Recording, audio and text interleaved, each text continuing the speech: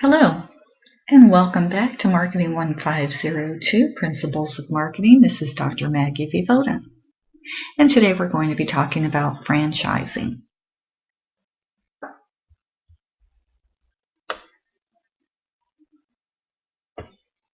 What exactly is franchising? Franchising is a business relationship in which an entrepreneur can reduce risk and benefit from the business experience of all members of the franchise system.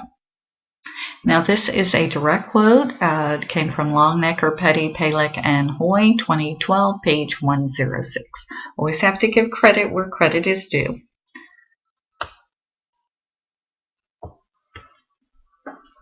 The word franchising labels the type of business relationship that offers entrepreneurs the possibility of reducing the overall risk associated with buying an independent business or starting a company from scratch. The franchise arrangement allows new business owners to benefit from the accumulated business experience of all the members of the franchise system. What defines this method of doing business? According to the International Franchise Association, franchising is a method of distributing products or services. At least two parties are involved in the franchise system. Now, what are the advantages of the franchise model? Well, there's a reduced risk of failure, obviously, because you have people supporting you that have perhaps hundreds of years of experience prior to your entering the business arena. You're going into business for yourself, but not by yourself, so you're going to have some assistance. There's the use of a valuable trade name and trademark, and let's use an example here. When you think of franchises, what comes to mind? Well, McDonald's is one, Subway is another, Century 21, the real estate company, is perhaps another. Pretty much many of the chains that you see out there are franchises. IHOP is a franchise. Another advantage of the franchise model is it gives you access to a proven business system. The system has worked over and over again, and there is, with the proper guidance and training which you are given, there is really greater odds that you're actually going to be able to benefit by being part of a franchise system. Management training is provided by the franchisor. Of course, that's included in the fee. And immediate economies of scale, as well as a way for an existing business to diversify. What are the cons of franchising? Let's talk about the cons of franchising, because it's not all going to be perfect. The cons, let me read a little bit here for a minute. The founders of the International Franchise Association were disturbed by dishonest and unethical acts of some companies that were growing through franchising and damaging the reputation of the entire industry. They also sought to preempt government regulation of franchising. Firms joining the IFA are required to adhere to a code of ethics, the foundational values of which are truth, trust, and honesty. The code requires IFA members to practice mutual respect and open and frequent communication. The IFA also demands adherence to laws and offers a conflict resolution service for franchisors and franchisees. To this day, however, some companies engage in practices that trouble regulators, legislators, and the business community at large.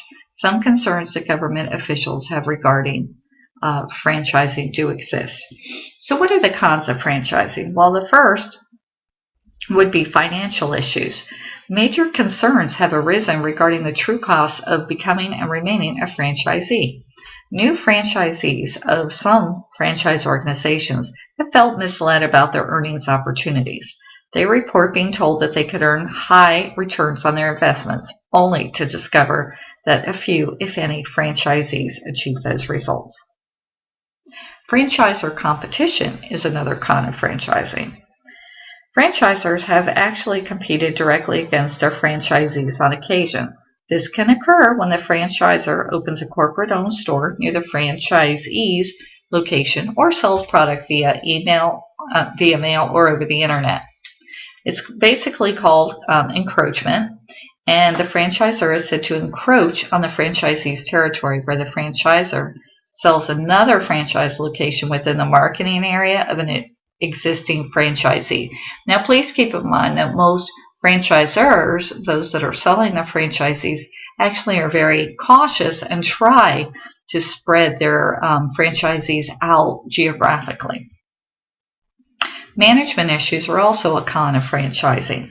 The final set of issues focuses on the freedom of the franchisee to run his or her own business. As a franchisee, you're not really an independent business owner. You have an arrangement, it's a contractual arrangement, and that you say that you're going to carry certain products, you're going to carry certain, offer certain services, you're going to have certain hours of operation. This contract was drafted by and most likely favors the franchisor. So, some of the most common restrictions that these contracts impose on franchisees fall into the following categories: limiting sales territories, requiring site approval for a retail outlet, limiting goods and services offered for sale, and limiting advertisements and hours of operation. The cost of being a franchise. There are actually several fees, but let's start with initial franchise fee, investment costs, royalty payments, and advertising costs. These are all generally required fees. Oftentimes the fee to become a franchisee is actually pretty reasonable. That is where you get started. But then the company that is the franchisor will have you pay royalties. So you'll be paying part of what you make on every product or service that you sell. You may have also obligated yourself to certain contractually that you're going to advertise your business in a certain way. So that can be costly as well. There's also a downside that a franchisor can actually close your doors if you are not producing. Not many individual entrepreneurs realize that, and it is very serious, but if you are not producing or you are doing something that is making a franchisor look disreputable, your doors can be closed. Now, what is the difference between a franchisor and a franchisee? We've discussed this a little bit. The franchisor is just the party in the franchise contract that specifies the methods to be followed and the terms to be met by the other party. The franchisee would be the entrepreneur, the individual who buys into the business and whose power is limited by a contractual relationship with a franchising organization. I certainly hope you've enjoyed this PowerPoint on franchising. Please remember, of course, that this is meant to enhance your textbook reading, as well as there are substantial resources on the internet that you can read about franchising. If you look under Week 4 lesson in the classroom portal, you will see that I have included 4 articles on franchising that you just might be interested in reading. Perhaps you're even considering owning a franchise at some point. Once again, I hope you enjoyed the PowerPoint, and I hope you have a great day. Thank you.